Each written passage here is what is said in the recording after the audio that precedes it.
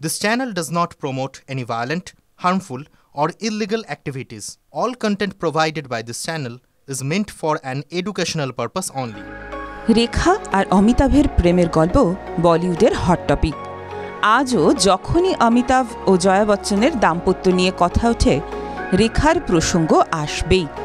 রেখা যে নিশ্চুপে অমিতাভকে এখনও ভালোবাসেন তা নানা ফিল্মি পার্টিতে স্পষ্ট হয়ে ওঠে রেখার চোখে মুখে।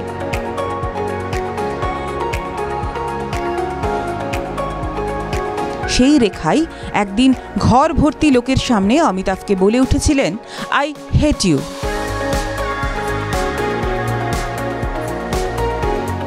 সময়টা ৮-এর দশক। সিলসিলা ছবির শুটিং করছিলেন অমিতাভ ও রেখা।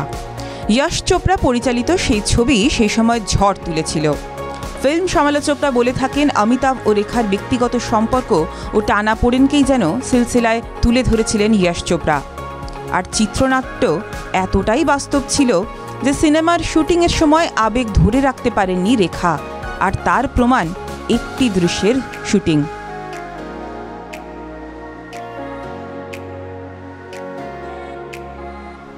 সিনেমার গল্প অনুযায়ী সিলসিলার একটি দৃশ্যে নিজেদের পরকীয়া সম্পর্কের টানাপোড়েন নিয়ে কথা বলছেন অমিতাভ, আর তা শুনেই রেখাকে বলতে হবে, আই হেট ইউ।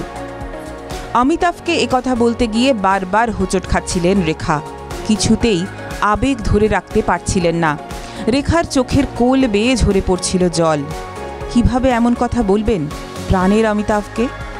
রেখা পারলেন না, বরং সংলাপ না বলেই হাউ হাউ করে কাঁদতে কাঁদতে অমিতাভকে জড়িয়ে ধরলেন রেখা।